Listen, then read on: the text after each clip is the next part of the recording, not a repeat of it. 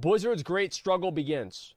Wrath's epic launch mixed with reaction. The original Lich King.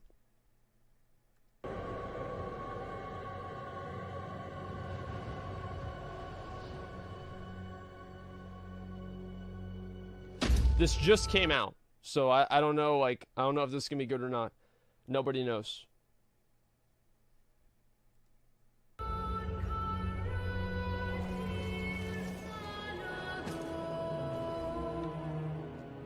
We last left off on the eve of launch. Players had bested the Scourge invasion, they had played around with their new talents, and they had enjoyed the new achievement system that came in the pre-patch. This is a good time. But now, it was finally time to journey to Northrend. Northrend immediately made a strong impression, no matter what zone you traveled to first. One could easily tell that Blizzard's world designers were not resting on their laurels. Howling Fjord is a perfect example of this, a zone that perfectly married its level design, its visuals, and bro, like, this shit was so fucking good, man. You sail in through like this little alcove, right? And like this small little lake, and like above you, there's like giant fucking ships that are chained to the ceiling above you. You don't know if it's gonna fall on you. You come up into this bay. There's a gigantic Vicral citadel, and also a small Alliance fortress there, and you're gonna fucking take that shit on yourself, dude. It felt so good. You go inside that little thing. It was amazing. I love this. Music to create one of the most evocative locations in the game. And while the Borean Tundra was a little bit weaker and would not stand the test of time, it still did make a strong impression back in the day. Blizzard's narrative improvements were immediately obvious. Both zones threw right into the action as Howling Fjord players struggled against the game's new race of Rykul, and then Borean Tundra players fended off a massive Nairubian attack. Both zones then split off in a few different directions, sending players on various little adventures, helping out the Explorers League, discovering what's up with the new Earthen. They did this, by the way, for everybody that didn't know, is because in Burning Crusade, everybody started in the same zone, and it created this bottleneck of players. So Blizzard's idea for Wrath was to have everybody go into either Howling Fjord or Boring Tundra. And that way, it would separate the player base, and you wouldn't have as many hang-ups. That's why they had both zones. Helping the Kalawak out, and then taking down a Scourge base with the Sarian. That's right. Borean Tundra then had the subzone of Kuldara, which was the home of the Nexus. I fucking love that zone. And a focal point of the Nexus War, in which the Blue Dragonflight fought all other magic users at Malagos's behest. Overall, the quality and the pacing of this quest content far outshone that of the Burning Crusade, and players settled in for what was clearly the most immersive world that Blizzard had ever produced. Players would eventually gain those first few levels though, and then they would go to Dragonblight. This was our first taste of the Northrend that we knew from Warcraft 3. A big frozen wasteland, but one that still had diverse points of interest. Kalawak villages, various dragon shrines, and the war zone surrounding Naxxramas. The sheer scale of this zone was mightily impressive, but it got even better than that, with its latter half having some of Blizzard's strongest storytelling to date. That's true. Players, having battled the Scourge Fucking for much incredible. of the zone, would then team up with a hero of their faction, and this was all done with a level. Do you know how I know this is a video from a long time ago? Is because of all the abilities the guy has. If this was Battle for Azeroth, he'd have, like, just this much of storytelling that was just a cut above prior expansions. Then, of course, it all led into the Wrathgate. Now, the Wrathgate was Blizzard's first in-game cinematic.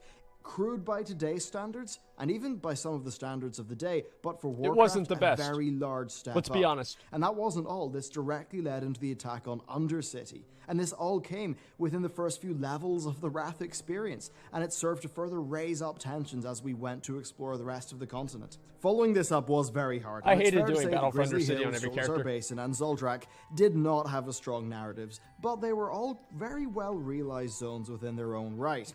Grizzly Hills is probably one of the most emotionally resonant zones, I would say, in an expansion. It's a case where the visuals and the music just came together to make players, well, pretty much feel at home. Zuldrak didn't really gel with me personally, but it did have a pretty cool dick, let's be storyline honest. about the trolls selling out by sacrificing their Loa. And then shows it was our a basin dick-sucking was an extremely zone. welcome change in pace. His Titan experimentation lab was a lush, dense jungle. You never did those quests. They were a waste of time. You had to go all the way up there and just do like 2 or 3 things. You never fucking did those. You just went down the bottom. You killed some deer. You killed some crocodiles. You tried to track down the cat. You killed the cat. and then you got mad at the guys, then you killed the other guys, and vice versa, and then you do the thing, and you're 80, right? I mean, that's the way that I did. Nobody ever fucking went up and did that. This was literally the only reason why people liked fucking Sholazar Basin is because the quests were simple as fuck. You had Hemant Nestingwary that said kill 60 fucking mobs, and you went and you killed 60 fucking mobs,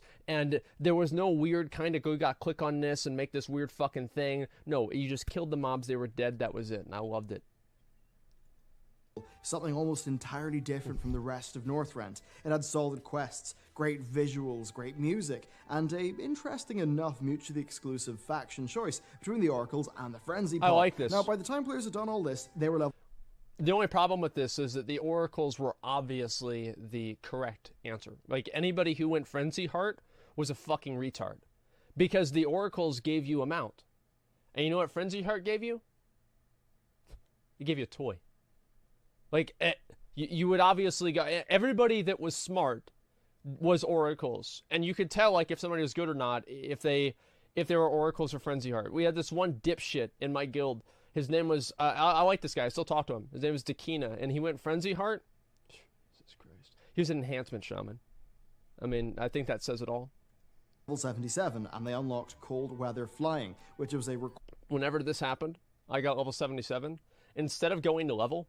I immediately went over to Icecrown and I farmed titanium for like 3 hours. And I made so much fucking money, it was insane. Because nobody was there farming. So I just farmed out all of the fucking titanium in the entire game.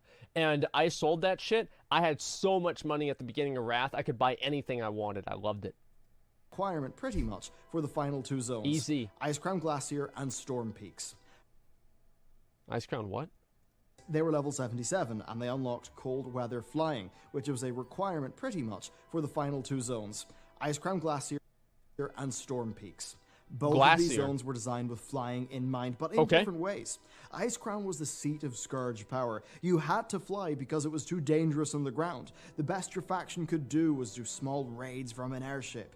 This is exactly what they needed to make the Lich King feel strong and set the stage and really show you that you couldn't fight him yet. He was too strong. Of course, his raid would not be out for another year. Then with Storm Peaks, they went in a different direction. Rather than being so overtly hostile like Icecrown, it just had such a massive scale that you physically couldn't get around on a ground mount. And this made perfect sense for a Titan-themed zone where a human player should feel dwarfed by the ice giants and the Vrykul, the Proto-Drakes, and all the massive Titan structures and engines. Storm Peaks is what they should have revolutionized questing and zones to be. And instead of that, and you saw a little bit of this with Deep Home. I think Deep Home was another good example of this. Storm Peaks was a zone that whenever you finish Storm Peaks, there are very few people who said Blizzard should remove flying. Flying should be used in order to augment and enhance questing rather than just be a way to trivialize it. I think Storm Peaks was the best example of that. Storm Peaks is flying questing done right. Both zones had very solid narratives. Storm Peaks had us questing with Thorim, which would be a great tie-in to the future Ulduar raid, and of course the Ulduar dungeons. Fans of Warcraft 3 then got the Bronzebeard reunion that reintroduced Muradin to the story of Warcraft. Storm Peaks overall was a hell of a time. It had cool quests, there was dragon riding, loads of nice little set pieces, and it had a scale that just did not feel like anything WoW had done before. Then over to Icecrown, its narrative started off really strong. Blizzard made excellent use of phasing to give us a fast-paced narrative where we, along with the Argent Crusade, secure a foothold in the most dangerous part of the continent. I remember this quest specifically right here is because we did this in a group with my friends, and I went AFK in one turret while they killed all of the other mobs in the other turret. I actually wasn't AFK. I was just sitting there doing nothing because I didn't want to have to click the button. This was one of their strongest set pieces to date, and it was like level 79 or something at that point. Quests like Crusader Breidenbart, and then a whole host of really strong questing throughout Icecrown, which would see us learn more about Arthas and perform all sorts of covert strikes against the Lich King. This was made all the stronger because of our relationship with the Lich King and how it developed. You'd see him pop up in dungeons. He was at the Wrathgate. You saw him in Zuldrak. You met him in the Howling Fjord. And all of this gave the player a stronger sense of the Lich King and the expansion's antagonist. It showed us what the character that we played in Warcraft 3 had become. and that was very powerful for the story. Northrend had brilliant zones and, for the time, brilliant questing, but that wasn't all. Dungeons were a major part of the experience, and here's why I liked Northrend questing. I'm gonna look this up.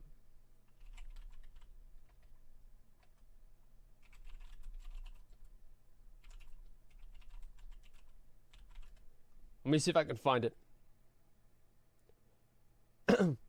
Is there a picture? No, I guess there's not.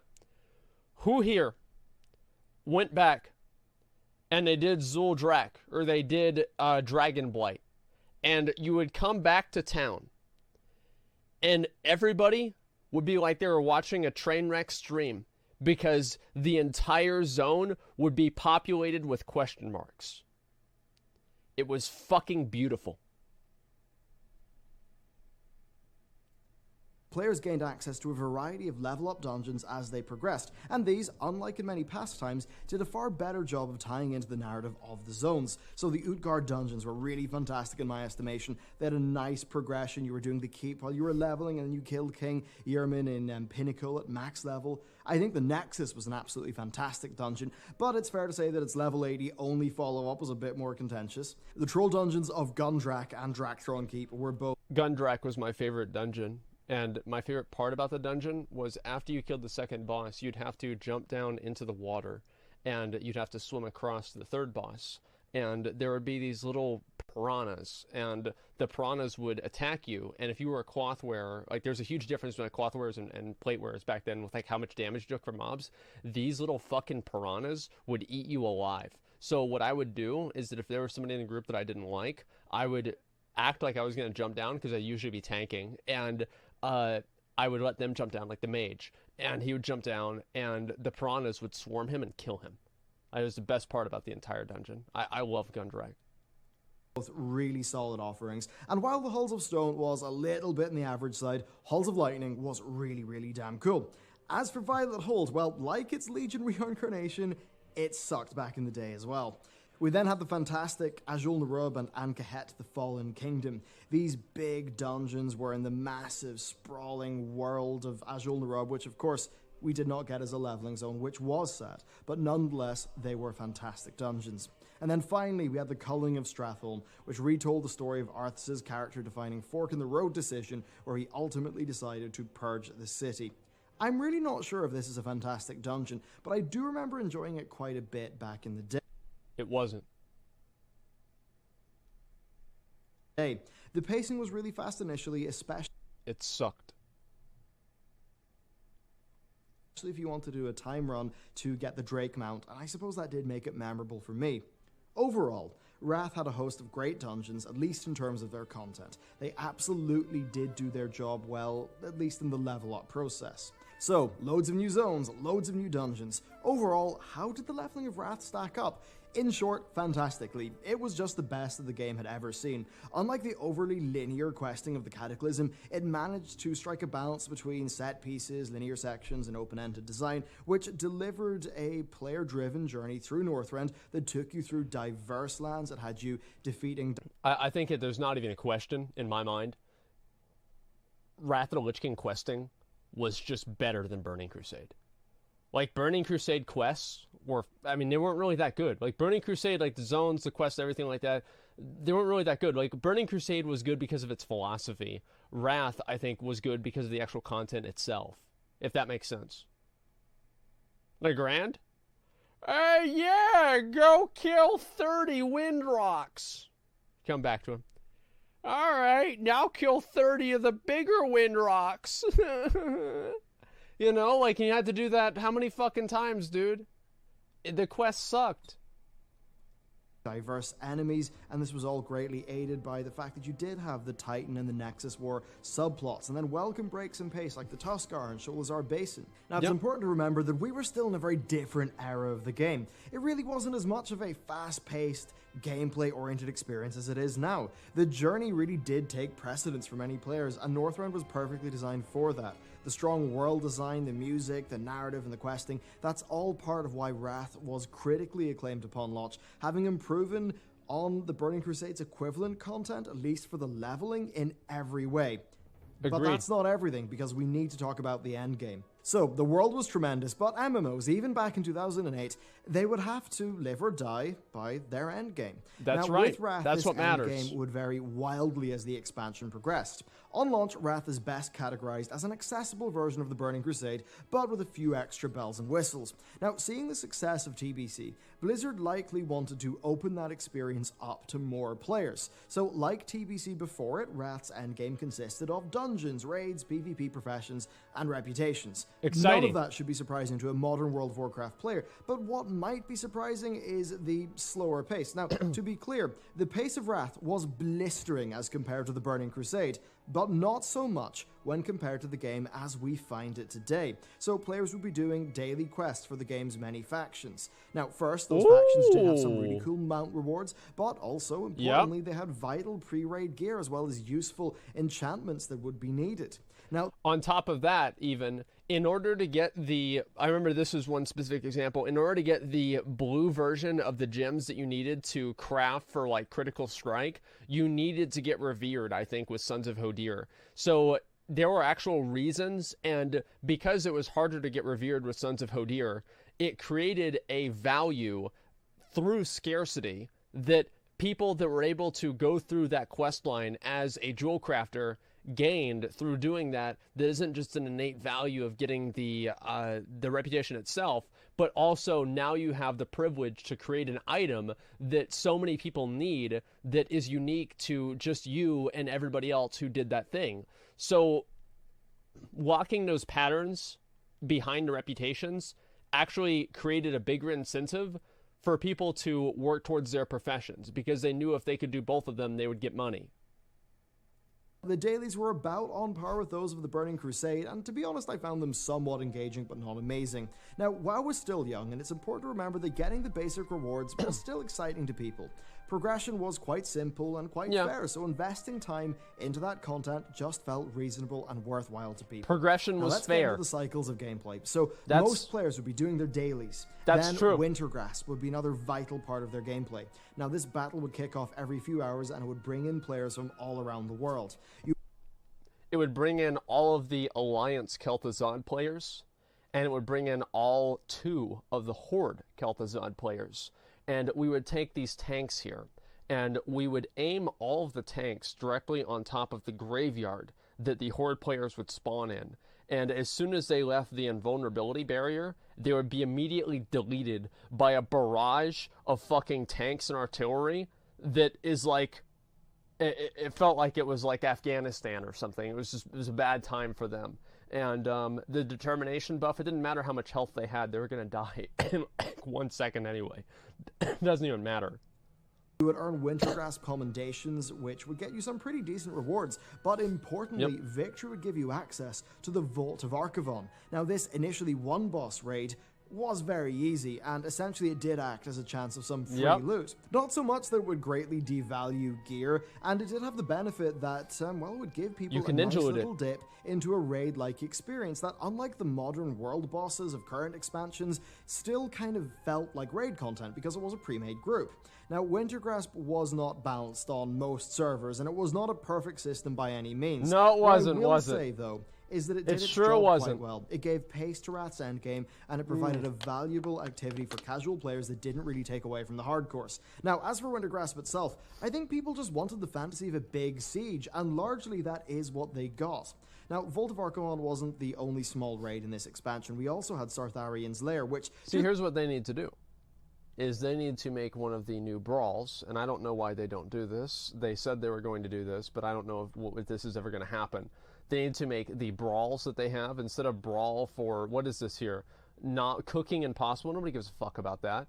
Like, just go ahead and scale up Wintergrasp or Tolbarad to level 120, or scale everybody down to 80. It doesn't matter which way you do it. And then have everybody be able to queue into that, create an instance zone, or allow people to go in there and phase them into different instance zones, and allow them to participate in Wintergrasp and Tolbarad now that there are mechanisms that create parity between Alliance and the Horde, which obviously don't really work that well, but it's better than the way that it was. And you'd be able to go back, do these fucking, these sieges and everything, and people could legitimately experience what Wintergrass was supposed to be for, in many people's circumstance, the first time. And even for people that did it back then, the first time in the way that it was supposed to be. Because what I'm saying here is the fact that there are a lot of people who, classic release, it comes out, when did I do this? There are many people who were on a server that was completely unbalanced. There was nothing really for them to do. They would just go in there and just one-shot everything, give people that authentic Wintergrasp experience that they didn't receive back in Wrath because their server wasn't balanced.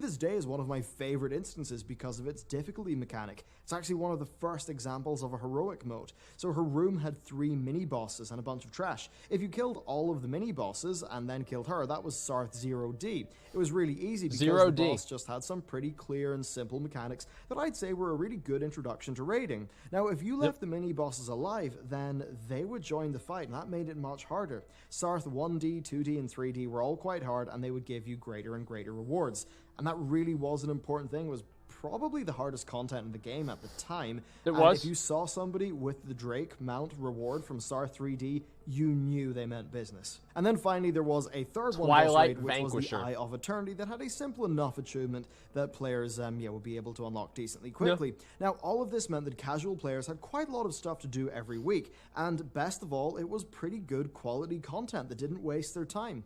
Then on the dungeon front, Wrath continued the Burning Crusades at heroic difficulty mode, but See, Wrath actually did a really good job at having entry-level raids, and the difficulty of the Wrath entry-level raids is what I wanted to see LFR be. That's where I want to see LFR go. I don't want LFR to just be like some kind of a brain-dead participation reward system where you just complete everything while you're AFK. I want LFR to be a separate difficulty that players create groups for on their own so they can actually have social experiences in the MMO that we played called World of Warcraft, right? Wrath of the Lich King probably did more for casual players than LFR could ever hope to. Name only, because it was far easier. For casual players, now, failure rates still were high enough, especially with bosses like Halls of Lightning's Loken, and I would argue that it was actually quite well targeted towards most of that section of the player base. But the problem was that experienced players, especially those in guilds, found these heroics to be trivial. Where they previously had really challenging heroics, they now had cakewalks. And sure, the TBC ones were eventually made easy with gear, but that was a process that was far slower than it was with Wrath. Here's why the Wrath dungeons were easier. It wasn't necessarily because they did more damage. It was because tanks were much better at generating threat. They had so many more tools to generate threat and get aggro. That was whenever tanks were actually able to start doing damage. You had better AoE abilities, and classes became stronger overall. And it's the same argument that I make to where if you scale up Molten Core, it's still not going to be as hard as it was in Classic, because players have so many different options nowadays to deal with problems. And the amount of utility that players received in Wrath of the Lich King made the same dungeons that they were getting in Burning Crusade easier, even though they had the same relative values in Wrath of the Lich King, because they had all these new tools to deal with them. Sadly for these... It's like basically, it's like Batman with his utility belt in Wrath versus without his utility belt in Burning Crusade. Experienced players, Wrath of the Lich King's first raid would really disappoint. Naxxramas had been reused from vanilla, but unlike the initial version that so few players had seen in vanilla, the Wrath one was easy. It was a joke to people who had just cleared the Sunwell, and indeed it was cleared in a historically low amount of time, meaning that many guilds just finished a lot of the content early. Nax was, however, a great introduction for newer raiders. There it is. You can kind of see it as being the Highmaul of this expansion, but only if Highmaul didn't have a mythic mode to actually keep the bleeding edge players happy. On reflection, I think that the main problem is that Nax 25 was undertuned. You see, Wrath made big changes. We one-shot Kel'Thuzad 25, man. Like, we literally went in there, my guild, the first time that we ever pulled the boss, we killed it. Like, it was so embarrassing. I mean, like, obviously we had deaths, and it was pretty close, But the first time, think about that, the first time we pulled the boss, we just killed it on on the first try. It was insane. Changes to raid difficulties, and raids came in both a 10 and 25 player mode, with 10 being easier and 25 being harder. So 10 being easy and kind of accessible, that was totally fine, but, well, the option that was in place for the dedicated players just was not up to par. This, along with the easier than immortal expected achievement, dungeons, basically, led to widespread criticism of Wrath of the Lich King's endgame. Now, it still did perform quite well, and that likely made it clear to Blizzard that serving this casual audience was a worthwhile ambition. Wrath of the Lich King would go on to, well, essentially nail this balance. But then their subsequent response to this throughout Cataclysm, Mists, and beyond would really define many of World of Warcraft's modern struggles. Now, much like the content, that's about gearing right. and progression is also best That described is about as being right. an accessible version of the Burning Crusade. Badges of Justice were gone, now being replaced with a two-tier system, where you would have emblems of heroism from 10-man raids and from dungeons, and then emblems of valor from the 25-player content. Now, these currencies could be handed in for gear from a vendor, which... Do you hear that? The two-tier system. Listen where to this. You would have emblems of heroism from 10-man raids and from dungeons, and then emblems of valor from the 25-player content. Now, these currencies could be handed in for gear from a vendor, which meant that they provided a stable form of progression and bad luck protection. Wow! Now, the slower nature of progression as compared to life is exemplified by the item levels. Oh my god. Dropped 187 gear, but their end bosses could drop a bit of item level 200 gear. Then 10-player raids would drop item level 200 gear, and 25-player raids would drop 213 gear. Yup. The entire initial endgame spanned 26 item levels. Contrast that to BFA, where it right now spans like, 300 to 385, and you really see the difference. Gearing was slower, and the range of item levels was also smaller. You would not replace gear as often, and even though there was a lot of loot as compared to the Burning Crusade, the progression still was paced such that upgrades did feel impactful. Now, for the casual players who did not get the Nax Ramus loot bonanza, gearing was a well-paced hybrid of lucky drops from heroic end bosses, doing their daily quests for rep, partaking in... Because each of the end bosses in the heroics, you would be able to do them, and there was a chance that it would drop an epic item. It would always, I think it would always drop one epic item, but you didn't know which one it was going to be. So you would want to run it every single week. So for me, there was the Red Sword of Courage, which dropped from King Yimron and Utgard Pinnacle. That was the best tanking sword that I could get outside of Nax Ramus, which obviously the tanks in my guild would have priority for. So I would run it every single week in order to get that item. Or every single day in order to get that item. Wintergrasp, and then dabbling in a few of the smaller raids. So these emblems were a really important part of the gearing process for both groups of players, though it was clear that heroism was not really paced with gilded players in mind, because they could knock out every dungeon in a day, and that would give them enough tokens for a bit of item level 200 gear from the vendor, which is of course 10-player raid quality. Now, if you were doing the same amount of content but spread out over a week, then that progression would feel quite well paced. Now, WoW was still a game where you could sit down at this stage, and you could sit down with a bit of paper, and you could work out a gearing list and pursue it. And I think that was a really big core strength. It was less exciting, yes, but it really meant that the accomplishment of specific goals was really paramount, and I think that felt quite meaningful to players. Listen to this again. This right here is, I think, at the very core of the problem with the philosophy of the current game. This right here is what's wrong. Listen to the difference between these two things, right? The excitement versus accomplishment. Quite well paced. Now, WoW was still a game where you could sit down at this stage, and you could sit down with a bit of paper, and you could work out a gearing list and pursue it. And I think that was a really big core strength. It was less exciting, yes, but it really meant that the accomplishment of specific goals was really paramount, and I think that felt quite meaningful to players. Now, past that, you would be spending... See, look at even the vocabulary that Bellular uses, right? You have excitement, and then accomplishments and meaningful, right? The other words, they're at odds with each other. Excitement and meaning is what really counts and what matters. And you compare that with what we have now, meaning and accomplishment is what matters, and what we have now is excitement. So it's just like the entire, like the emotion behind the game isn't there.